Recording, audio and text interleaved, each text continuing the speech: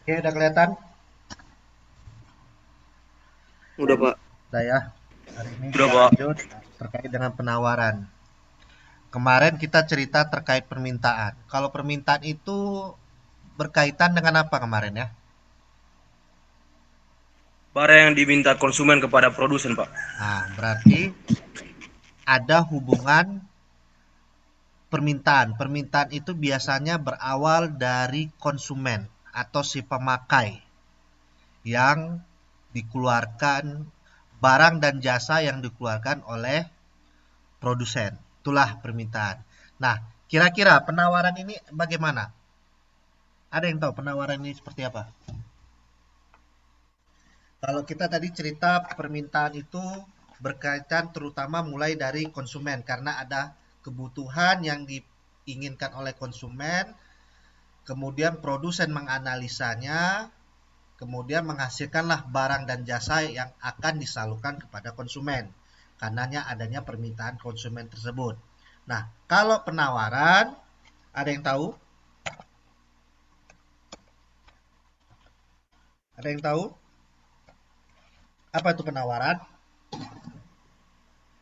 Penawaran adalah barang dan jasa yang diberikan atau ditawarkan kepada yang ditawarkan produsen kepada konsumen dengan harga tertentu atau waktu tertentu.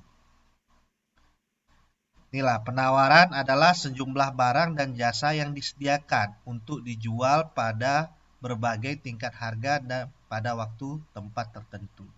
Jadi, penawaran inilah barang dan jasa yang dihasilkan oleh produsen untuk diberikan kepada si konsumen. Nah, mereka memiliki hukum penawaran, ya. Kemarin kita udah cerita hukum permintaan. Apa itu kemarin hukum permintaan? Coba dulu hukum permintaan. Suatu peristiwa yang dimana lebih banyak orang ingin membeli sesuatu, Pak. Kurang tepat. Coba.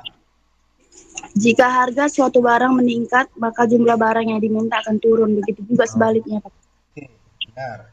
Jadi hukum permintaan kemarin ketika barang sesuatu permintaan itu meningkat akan mempengaruhi harganya, yaitu harganya akan mengalami penurunan karena permintaan dari konsumen itu meningkat. Kebalikan dari permintaan, penawaran memiliki hukum juga. Apabila harga naik, maka jumlah jasa yang ditawarkan meningkat dan atau bertambah. Kebalikan ini, harga naik, jasa atau barang dan jasa yang ditawarkan kepada konsumen itu memiliki jumlah barang dan jasa yang ditawarkan kepada konsumen itu meningkat. Kebalikannya, jika harga barang atau jasa turun, maka jumlah barang jasa yang ditawarkan berkurang. Ya, hukum penawaran berbanding lurus dengan harga barang. Hukum ini tidak berlaku muta atau ceteris paribus. Ceteris paribus ini dia ada kondisi-kondisi tertentu yang mengakibatkan hukum ini tidak berlaku. Ya, nah seperti apa? Apa contohnya? Misalnya ada kita ambil contoh di Pancabudi ada mahasiswa berjualan boba misalnya. Misalnya di kantin dia jualan boba, laku keras dengan harga misalnya dia jual 5.000 perak ya, dengan harga 5.000 perak. Kemudian dilihatlah oleh para pesaing. Pesaing ini ya mungkin teman-temannya mahasiswa melihat ini ada kesempatan untuk dibuka lagi stand boba dengan kualitas yang baik namun harganya itu meningkat. Ya, misalnya yang pertama dia jual 5.000, bobanya itu sedikit mungkin, hanya 1 sendok.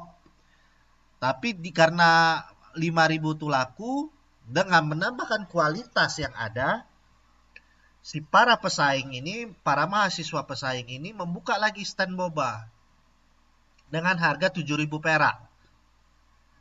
Ya, Dengan harga 7.000 perak, harga bertambah, namun kualitas juga bertambah. Yang awalnya kita lihat yang pertama kali buka stand boba itu bobanya hanya 1 sendok, tapi yang para pesaing dibuatnya 2 sendok, lebih banyak. Kenapa? Berharap dengan adanya peningkatan harga, itu keuntungan yang diperoleh oleh produsen itu lebih besar. Seperti itu juga ketika dia di luar, ketika ada para pesaing melihat penjualan si pesaing ini permintaannya banyak atau konsumennya tertarik pada barang dia, para pesaing akan kompetitor akan membuka barang yang sama dengan harga yang lebih mahal sedikit, tapi kualitasnya tentu juga tidak dikurangkan atau malah ditambah. Itulah dia dari hukum penawaran, ya. Jadi semakin dia jumlah penawarannya makin banyak yang ditawarkan kepada konsumen, makin banyak pilihan kepada konsumen, harganya itu semakin tinggi. Ya, itulah dia dari penawaran. Jadi kebalikan daripada permintaan. Kalau permintaan, ketika permintaan itu naik, maka harga menurun. Kalau penawaran, ketika jumlah penawaran itu meningkat, maka harga akan meningkat. Kebalikannya, ketika penawaran itu menurun, maka harga akan menurun. Seperti itu. Oke, inilah dia penawaran. Nah, faktor-faktor yang mempengaruhi jumlah yang ditawarkan. Kira-kira ada yang tahu nggak? Kalian misalnya kemarin saya tanya, kebanyakan kalian itu para suka berbisnis atau usaha. Kalian menciptakan ini suatu barang, ya nggak usah jasa lah dulu. Suatu barang yang akan kalian berikan kepada konsumen. Kira-kira apa faktor yang mempengaruhi jumlah atau kuantiti yang kalian akan tawarkan kepada si konsumen? Apa kira-kira? Jumlah produsen, Pak. Jumlah Produsen. produsen. Kurang tepat. Biaya produksi. Apa? Gimana? Biaya produksi. Biaya produksi. Jadi itu benar. Pertama adalah biaya produksi. Biaya produksi ini adalah suatu yang harus kita keluarkan pertama kali dalam menciptakan barang ataupun jasa. Ya, kita misalnya menjual, kita ambil tadi contoh boba. Boba itu kan ada modal yang harus kita tanamkan di dalam misalnya satu cangkir. Kita jual 5.000. Berapa sih modalnya dalam menciptakan omset satu gelas itu 5.000? Kita hitung-hitung. Misalnya 1 sendok tadi kira-kira hanya 500 perak modalnya. Ya, gelas, air, terus minuman bubuk sasetnya, itulah modal, itulah biaya produksi. Ketika kita tahu biaya produksi ini, maka kita akan tahu berapa yang akan kita tawarkan kepada si konsumen. Seperti itu. Ya. Kemudian ada lagi, apa? Biaya produksi, kemudian Harga barang itu sendiri. harga barang itu sendiri, boleh. Harga barang yaitu agar kita menciptakan keuntungan. Kita tahu labanya. Tadi saya bilang, ketika kita jual 5.000, modal kita 2.500, berarti untung kita ada 2 kali lipat. Ya kan seperti itu. Jadi kita tahu keuntungan yang diperoleh oleh si produsen atau si penjual yang menawarkan barang tersebut. Kemudian apa lagi? Yang lain lah. Cara mendistributor dan mengiklankan produk, Pak. Cara Mendistributor atau mengiklankan produk atau jasa yang akan dijual. Itu juga bisa sebagai biaya operasional juga boleh. Ya. Itu juga biaya operasional ini kan termasuk biaya-biaya termasuk di dalamnya ada biaya produksi juga.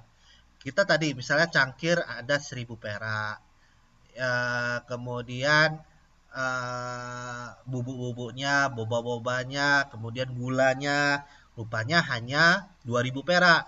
Tapi kita masukkan di situ 500 perak sebagai biaya promosi. Itu juga termasuk bisa, boleh. Yang lain, bisa adanya teknologi. Ini juga mempengaruhi faktor atau penawaran yang akan diberikan kepada si konsumen. Kenapa teknologi kenapa teknologi merupakan faktor yang ditawarkan, dapat mempengaruhi jumlah yang ditawarkan? Ada yang tahu? Kenapa teknologi? Ketika teknologi semakin canggih, maka apa? Maka meningkat hasil produksinya dengan cepat. Boleh. Bisa produktivitas karyawannya semakin Cepat. tinggi. Produktivitas kerjanya tinggi. Sehingga bisa memperoleh atau dapat mengefisiensikan biaya-biaya produksi itu dan mendapatkan keuntungan yang lebih besar. Kemudian tadi harapan keuntungan, tadi sudah kita ceritakan, laba itu juga merupakan faktor yang mempengaruhi jumlah yang ditawarkan. Tadi kita jual 5.000, modal kita 2.500, berarti keuntungan kita 2 kali lipat. Harapan keuntungan kita adalah 2 kali lipat, seperti itu. Kemudian kebutuhan uang tunai.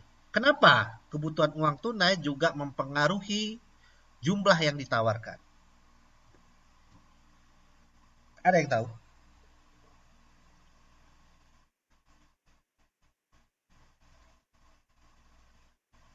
Kenapa kebutuhan uang tunai?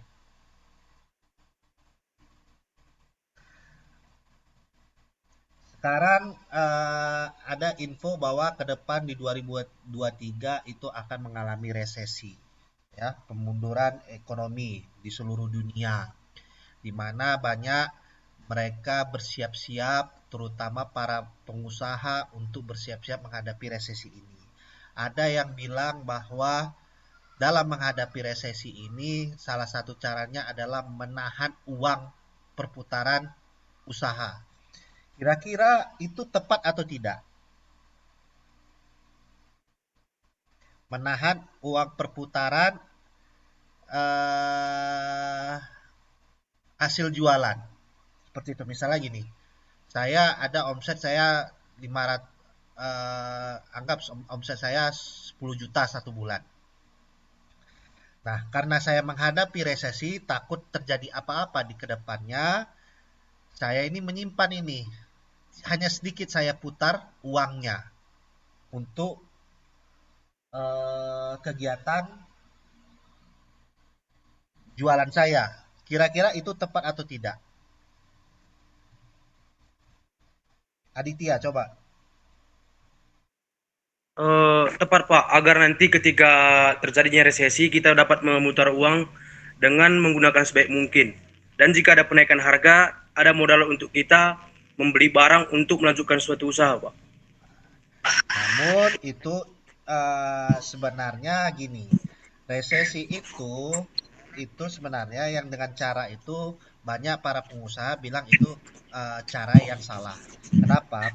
Ketika kita tahan uangnya, perputaran yang ada terjadi di dalam bisnis kita itu terhambat, ya, bisa mengakibatkan depresi sehingga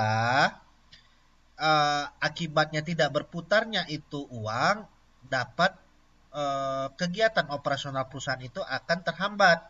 Contoh, ya, kita kan di sini banyak biayanya, biaya operasional, ya, biaya gaji karyawan, untuk biaya produksi. Itu kan harus kita keluarkan untuk menciptakan barang baru sehingga banyak yang akan ditawarkan kepada si konsumen. Ya, kenapa Apa hubungannya dengan kebutuhan uang tunai? Ketika kebutuhan uang tunai ini mendesak, kita anggap aja lah kebutuhan uang tunai mendesak karena ada kegiatan operasional yang harus kita bayar atau hutang yang jatuh tempo, kita ini akan mempengaruhi yang ditawarkan.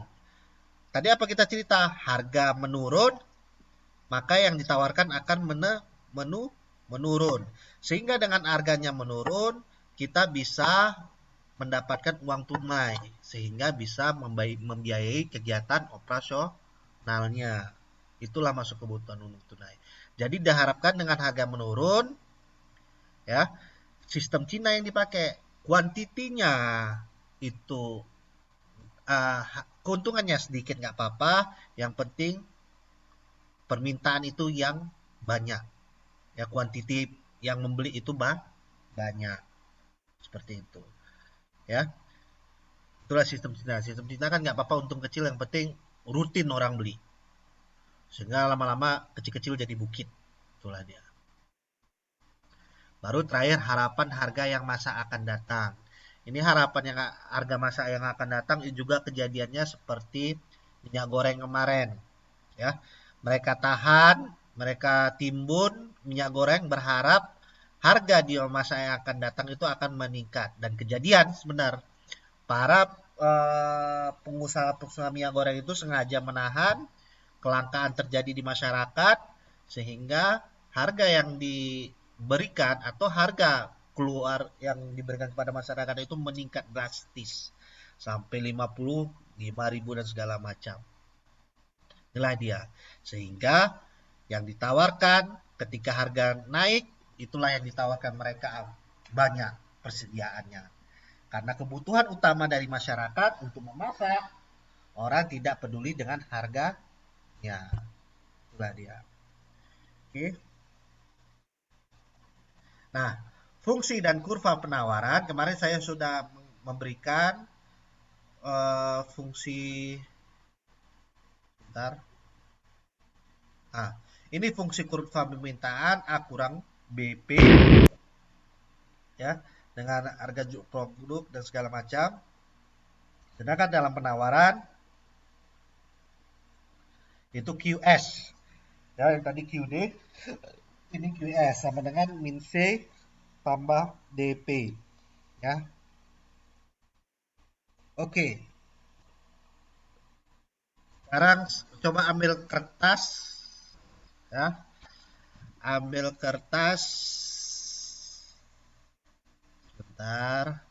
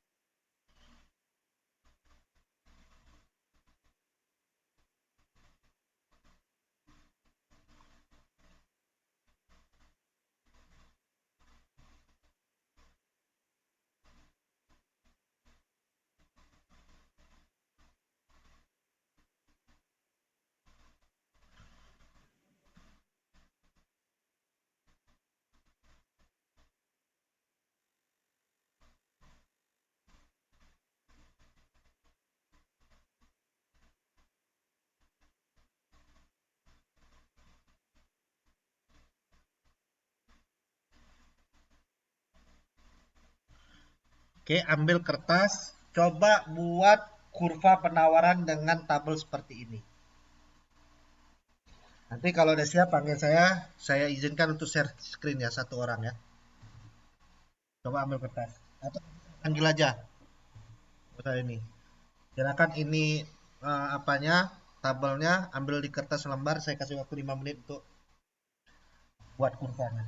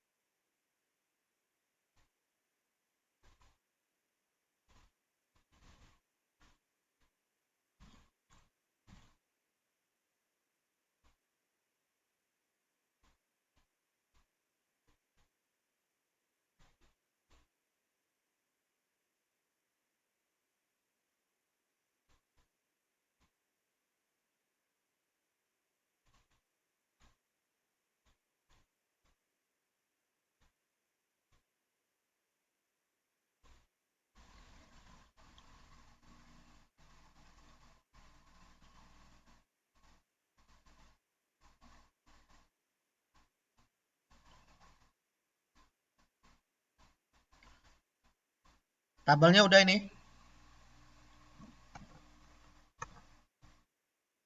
Udah dilihat, mau saya stop sharing?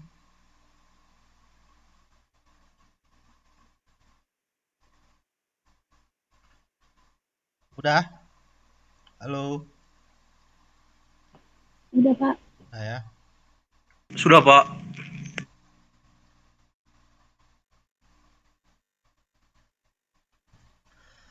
Ditunjukkan aja ke kamera deh. Yang mana udah siap. Oke, siapa mau ini? Bentar, Pak.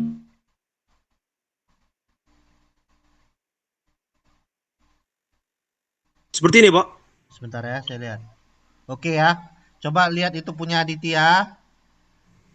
Itulah dia contoh dari kurva penawaran. Ya, itu juga Meli Febrianti juga benar. Ya, cuma punya Aditya ya benar. Ini punya Ira juga benar. Punya Aditya belum ada garisnya ya. Iya, Pak. Nah, oke. Jadi inilah contoh dari kurva penawaran. Ya, berbeda ya, Viola juga benar. Berbeda dengan permintaan dia serong ke kiri. Sedangkan ini kalau penawaran dia serong ke kanan. Oke. Terus inilah dia. Contohnya ya, kurva penawaran. Dengan info adalah S sebagai supply. Nah, baru kita masuk ke harga keseimbangan atau equilibrium ya. Harga keseimbangan atau harga pasar, equilibrium price, adalah tinggi rendahnya tingkat harga terjadi. Oh, sebentar. Oke ya. Tadi saya sudah infokan kan? Sebentar. Terkait kurva penawaran. Kemarin rumus fungsi permintaan apa? Cara cari fungsi permintaan. Masih ingat kan? P P dikurang P P1. kurang P1 sama dengan P2 kurang P2, P1 kurang P2. P kurang 1 per P2 kurang 1 Q oke. kurang Nah, Q1 per Q2 kurang Q1. oke. Di penawaran juga memakai rumus itu juga. P kurang P1 per P2 kurang P1 sama dengan Q kurang Q1 per Q2 kurang Q1. Ketika diminta kurva penawaran, digambarkan tabel penawaran seperti ini, disuruh cari fungsi penawaran, kita gunakanlah P2 kurang P1 tersebut dan sebagainya. Sehingga dapatlah sampai fungsi penawarannya. Nah, di dalam kurva penawaran itu ada juga namanya pergeseran kurva penawaran. Pergeseran kurva penawaran ini diakibatkan harga meningkat ya dengan penawaran tetap dengan harga meningkat ataupun harga menurun. Ketika harga meningkat, dia akan bergeser ke sebelah kanan ya seperti yang di dalam gambar tersebut kita lihat ketika dia mengalami peningkatan harga, harganya sebesar Rp40 atau $40, garisnya itu akan ke sebelah kanan, S2, supply 2. Ketika dia mengalami penurunan ke angka 20, dengan permintaan dia lebih kecil, misalnya di angka 25 kuantitinya yang ditawarkan, yaitu dia sebelah kiri. Jadi kalau ada pergeseran dia ke kanan, ya. Kalau ada pergeseran harga naik dia ke kanan, kalau harga menurun dia ke kiri seperti itu. Oke, inilah dia baru kita masuk ke harga equilibrium. Saya sudah nggak perlu lagi menyampaikan fungsi penawaran karena kalian tadi udah ingat ya rumusnya hampir sama dengan fungsi permintaan. Nah, harga equilibrium ini adalah harga pasar, harga rata-rata ya yang terjadi yang diberikan oleh produsen atau kesepakatan produsen dengan konsumen atau sebagai permintaan. Ya, pada harga keseimbangan produsen bersedia melepas barang atau jasa, sedangkan permintaan konsumen bersedia membayar harganya. Ya, jadi ketika sudah pas, harganya cocok nih, titiknya rata-ratanya itu di nilai tengahnya itu ada di angka Rp6.000 misalnya gitu. Setelah itu orang akan mengambil untung tidak lebih dari Rp6.000. Dia paling mahal mungkin 7.000, 8.000. Tapi ketika dia harga tengahnya 6.000 perak, dia buat keuntungan harga jualnya dibuatnya 12.000, itu sudah kemahalan dan tidak bisa ditawarkan. Seperti itu. Dalam kurva harga keseimbangan menjadi titik temu antara kurva permintaan dan kurva penawaran, disebut dengan equilibrium price. Ya. Nah, faktor yang mempengaruhi harga keseimbangan yaitu tinggi rendah biaya yang diperlukan dalam produksi. Tadi kita sudah cerita, biaya produksi ini juga menentukan harga yang akan diberikan kepada si konsumen, ya. Sehingga dengan tinggi rendahnya ini juga mempengaruhi harga yang akan mereka berikan. Nah, mungkin dengan biaya produksi yang besar, harganya itu pasti kecil. Tidak mungkin. Dengan biaya produksi besar, maka yang diberikan juga atau harga yang dilempar kepada konsumen itu pasti juga besar.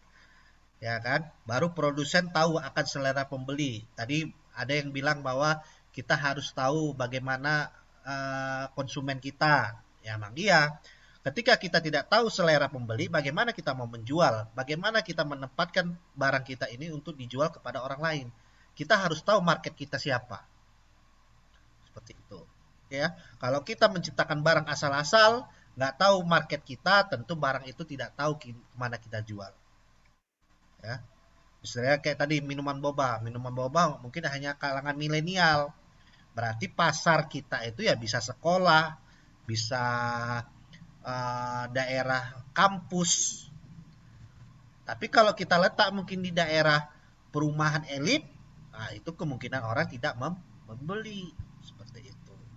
Oke, jumlah permintaan terhadap barang itu tinggi atau naik, permintaannya itu naik, sedangkan jumlah barang tersebut terbatas. Ini juga mempengaruhi harga keseimbangan. Baru jumlah penawaran bertambah, daya beli pembeli tidak berubah. Daya beli orang ya. Penawarannya bertambah tapi daya beli tidak berubah. Penawarannya itu ada 100, rupanya daya beli orang cuma hanya 50 orang. Sehingga itu juga mempengaruhi harga dari keseimbangan. Rumus dari harga keseimbangan ini adalah QD dan QS. Nah, ketika kalian ada QD dan QS ini, inilah menjadi dapat titik tengahnya nanti.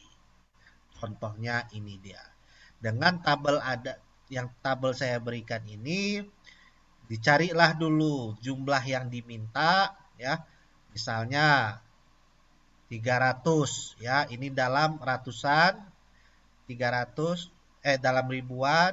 Kita contoh misalnya harga 200, jumlah yang diminta itu ada 7.000 unit. Ya. 7.000 unit dalam ratusan dia buat di sini. Berarti inilah dia. Bentarnya nggak ada. Ya. Ini dia 200 titik-titiknya sampai ke 70. Dapatlah satu. Inilah permintaan. Baru Rp300 ke 60. Dapat satu. 400 dan sebagainya sampai Rp600. Ditariklah garis demand-nya, yaitu garis permintaan. Kemudian kita buat lagi garis-garis. Jadi nanti kalau misalnya saya minta ketika kuis ataupun UAS, siapkanlah pulpen 2 warna ya. Jadi tidak jelas saya nampaknya mana garisnya, mana garis permintaan, mana garis penawaran. Seperti itu. Oke, tinggal dibuat yang biru penawaran, permintaan yang merah misalnya. Baru kita ke jumlah yang ditawarkan 200, 3.000 unit, 300, 400, Rp200, 30 yang ditawarkannya. Ini dia garisnya. Garis pertama. Kemudian 300, 4.000, 400, 5.000, dan seterusnya. Barulah ditarik garis, dapatlah titik tengah E. Inilah equilibrium price, nilai tengahnya. Atau dibilang seharga Rp400, kita bilang misalnya. Inilah nilai tengahnya. Jadi kalau dia sudah membuat harga lebih dari 600, misalnya 1000 dia buat, itu sudah kemahalan karena nilai pasarnya itu hanya Rp400. Ini sudah ada untung produsen itu, ya, untung sudah produsen. Makanya kalau ada yang bilang kan kalau sudah melebihi harga pasar itu haram hukumnya, misalnya bagi yang muslim. Misalnya dia udah sampai 300 kali lipat keuntungannya, itu nggak boleh karena sudah ada nilai pasarnya. Seperti itu. Nah, di dalam titik keseimbangan juga ada pergeseran, yaitu titik keseimbangan equilibrium price akan mengalami pergeseran akibat dari narik turunnya perubahan penawaran atau permintaan. Pertama itu pergeseran jumlah penawaran tetap, kecenderungan harga akan naik. Jadi penawaran itu tetap di 500, ketika ada keseimbangan atau permintaan itu naik akan mengalami kenaikan harga juga. Biarpun penawarannya tetap misalnya 50, tadi kan kita sudah bicara hukum. Ketika penawaran naik, harga juga naik.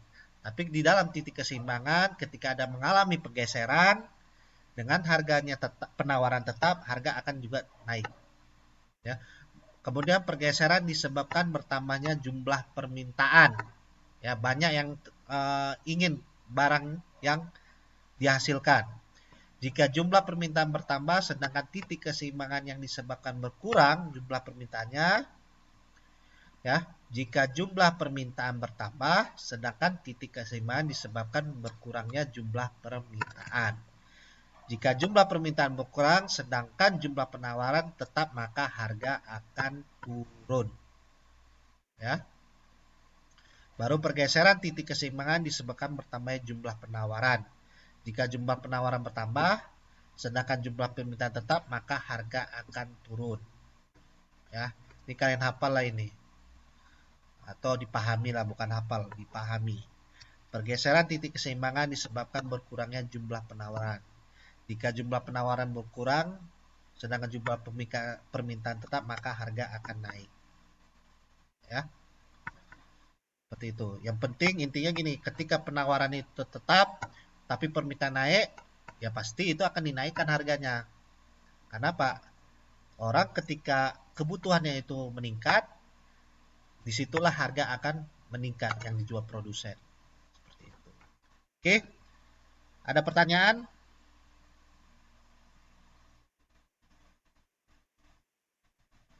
Loh, saya belum ada share screen tadi ya? Ada kan ya? Belum Pak, belum ada. Ada, Pak. Pergeseran titik keseimbangan nggak ada? Ada Pak. Ada kan? Baru inilah Pak tadi. Iya kan, pergeseran titik keseimbangan udah kan ya? Cuman ente tadi Baru muncul ini Pak. Baru muncul. Ya Pak, tadi stuck di kurva Pak. Wah, iya Pak. kok nggak bilang? Udah capek saya jelaskan. Ini masih nampak ya? Iya Pak. Oh, tadi udah, kurva ini udah? Kurva ini belum Pak. Hah? Belum, Pak. Belum juga? Jadi capek saya Belum. jelasin tadi. Belum. Kenapa nggak bilang? Nggak Ya. tahu Pak. Ya udahlah, saya ulang lagi lah dulu. Jadi inilah contoh dari, ini nampak kurvanya kan? Nampak Pak. Ah, kurvanya. Kita ambil contoh harga 200 perak, ya. Kemudian kita kerjakan satu-satu. 7.000 unit, tapi kita buat 70 ini tapi dalam ratusan. Dapatlah harga permintaan pertama. Kemudian 300 ke 60, 400 ke 50, 500 ke 40, 600 ke 30. Baru kita tariklah, dapatlah garis demand-nya. Ya. Makanya tadi saya bilang nanti kalau ujian bawalah 20 pen warna untuk memperjelas yang mana garis demand, mana garis supply, penawaran. Ya. Udah satu dapat, kemudian kita ke jumlah yang ditawarkan. 200 ada 3.000 unit, ya. Lihat 200 ke 30. Inilah yang kurva ditawarkan. Kemudian 300 ke 40 ya, 500 ke 6.000, 500 ke 6.000, 600 ke 7.000. Ditariklah garis supply-nya. Tadi yang seperti kalian gambar itu kan garis supply ya. Makanya saya bilang itu kebalikan dari garis demand. Dari situ dapatlah titik tengahnya equilibrium price-nya di harga Rp400. Kayak saya bilang tadi di atas 400 itu akan ada ketika harganya dijualnya 1.000 itu sudah kemahalan karena 400 itu sudah untung lah si produsennya. Ya, kemudian pergeseran titik keseimbangan. Ini udah maju kan ya?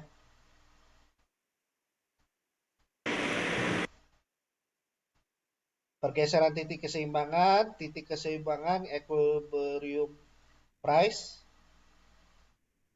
Bentar. Ya.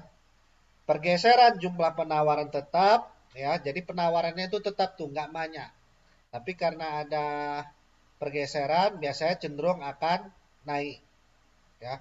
Itu bisa aja karena permintaannya juga naik, ya. Penawarannya tetap nih, dia cuma ada 500, tapi permintaan naik. Untuk menghabiskan barangnya itu biasanya harga akan dinaikkan oleh si produsen, biarpun penawarannya itu masih sedikit. Tapi karena permintaan karya permintaan masyarakat meningkat, harga akan menaik. Baru pergeseran disebabkan bertambahnya jumlah permintaan. Ya, makanya rata-rata ketika permintaan itu naik, maka harga akan menaik. Ya, itu kalau ada pergeseran titik keseimbangan. Jika jumlah permintaan bertambah, sedangkan titik keseimbangan yang disebabkan berkurangnya jumlah permintaan, maka harga akan menurun. Ya, baru pergeseran titik keseimbangan disebabkan bertambahnya jumlah penawaran. Jika jumlah penawaran bertambah, sedangkan jumlah permintaan tetap, maka harga akan turun karena tidak ada yang tertarik dengan barang kita.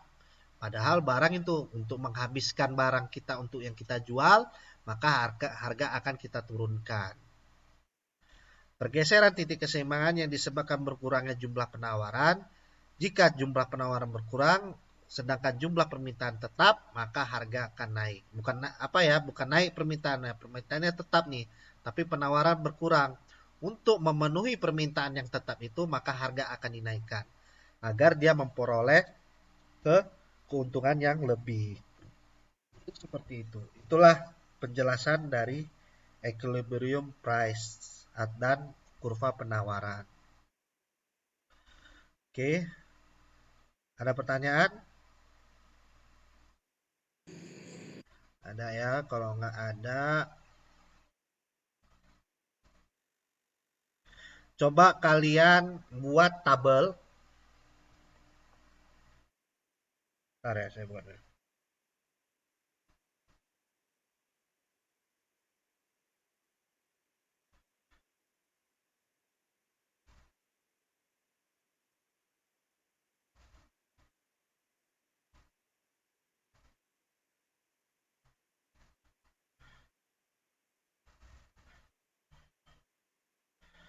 Whiteboardnya nampak? Nampak, Pak. Nampak. Nampak ya. Pak. Buat tabel. Aduh, sorry lah kalau mereng-mereng ya.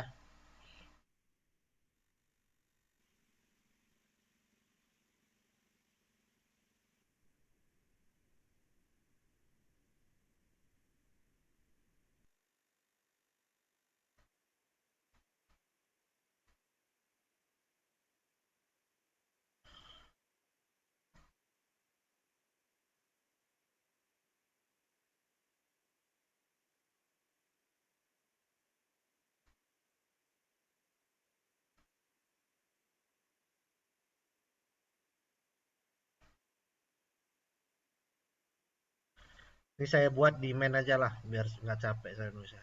Ya. Ini supply.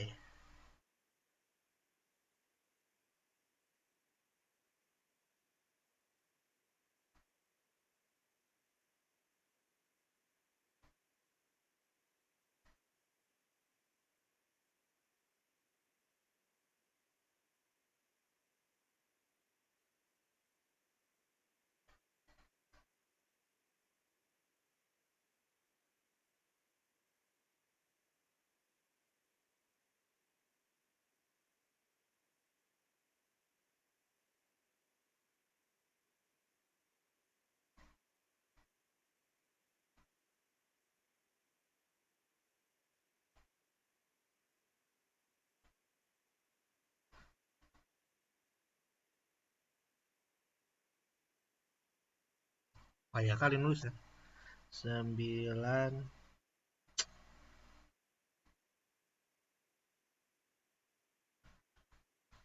ada. Udah kalian buat ini kan, biar saya bacakan aja ya. Tabelnya seperti ini. Ya, Pak. Oke ya. Iya, Pak. Di tabel demand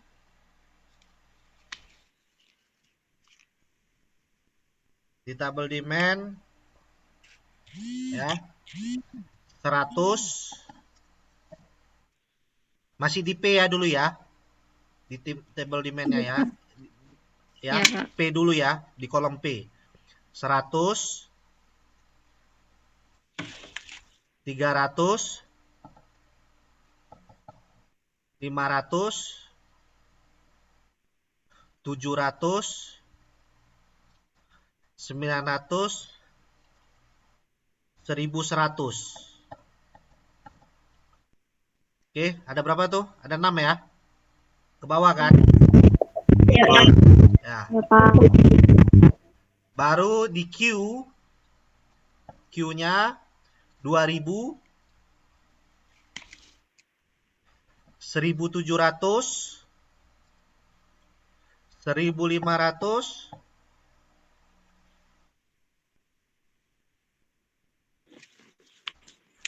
1100 500 sama 300.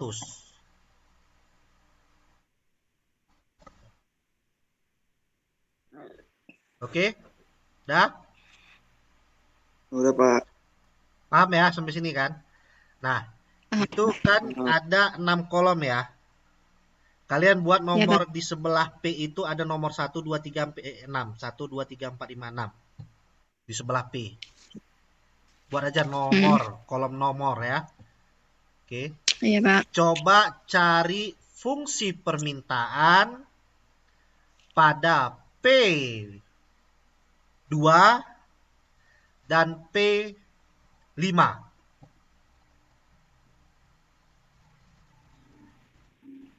Ini apa aja? PR minggu depan kumpul.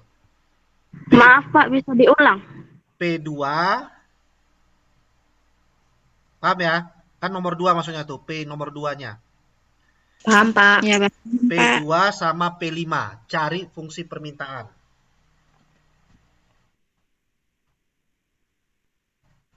Oke? Udah, Pak. Jelas semua? Jelas. Jelas. Jelas, Baru Pak. masuk fungsi penawaran. Tadi kan saya buat 2 kolom, 2 tabel. Sekarang yang di S.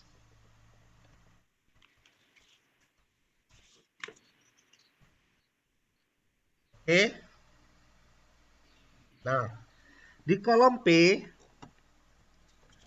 buat 100, nomornya juga ya, itu ada 6 juga, buat 100, ada nomornya 1, 2, 3, 4, 5, 6, baru P1-nya itu 100, P2-nya 300,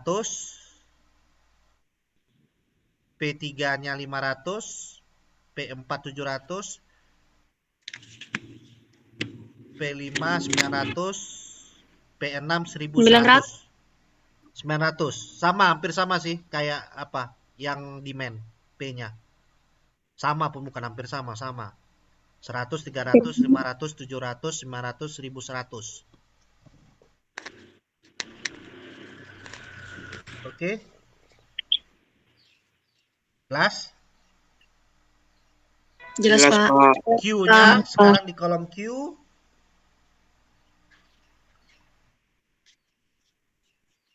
Di kolom Q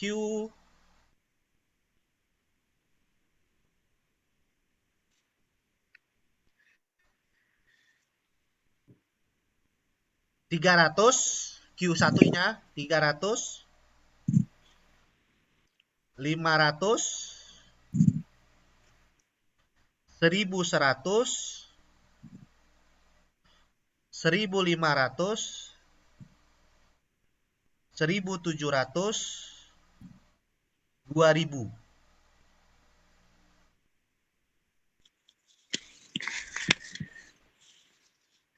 Pas 6 ya. Ya, Pak. Oke. Iya. Cari fungsi penawaran di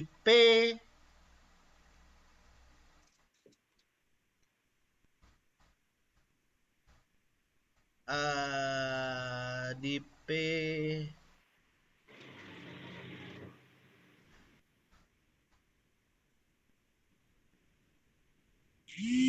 sebentar.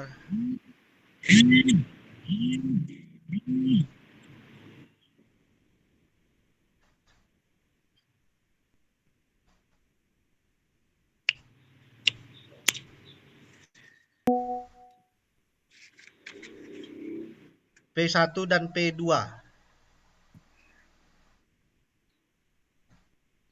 P1 dan P2.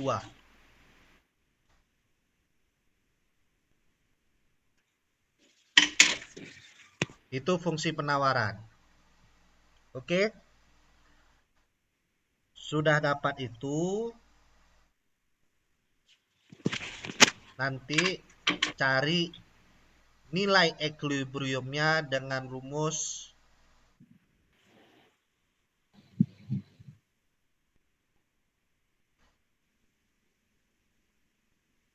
Nilai apa, Pak?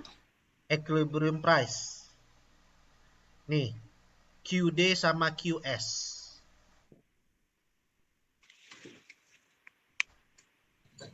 Itu yang penawaran ya, Pak? Untuk I- penawaran. Yang mana? Ini Yang sama dengan QS ini, Pak. ini harga keseimbangan pasar. Jadi itu ada 3 pertanyaan kalian. Pertama cari fungsi permintaan. Kemudian fungsi penawaran. Udah dapat? Barulah masuk harga keseimbangan pasarnya.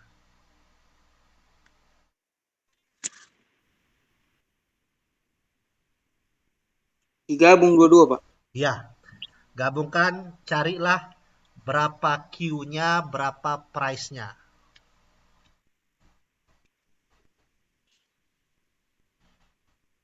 Pakai rumus ini. Jadi udah dapat kalian rumus QS tadi kan udah dapat kan, P2 kurang P1 ini. QD kan juga gitu. Udah dapat hasilnya. Kalian kali silang lah itu. Kalian masukkan ke dalam rumus ini. Sehingga nanti dapatlah itu berapa P-nya, berapa Q-nya.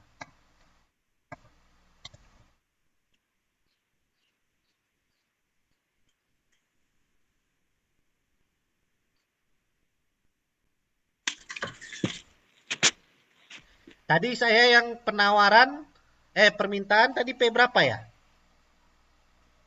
P2 dan P5, Pak. P2 dan P5 ya? Iya, Pak. Iya. Boleh lah.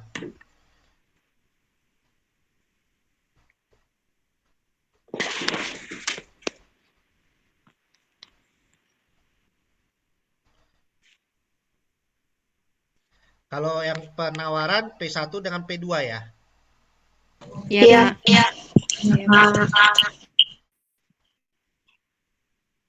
Bentar dulu ya.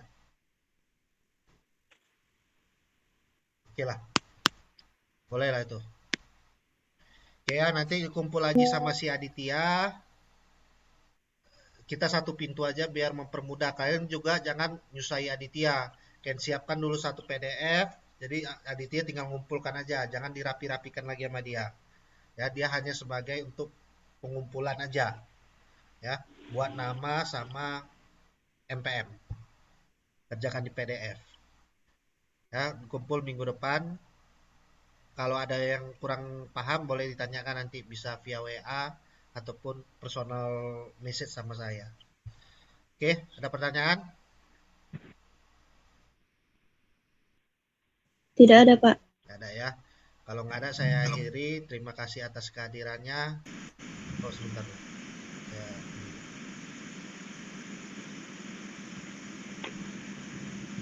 Oke, assalamualaikum warahmatullahi wabarakatuh. Waalaikumsalam warahmatullahi wabarakatuh.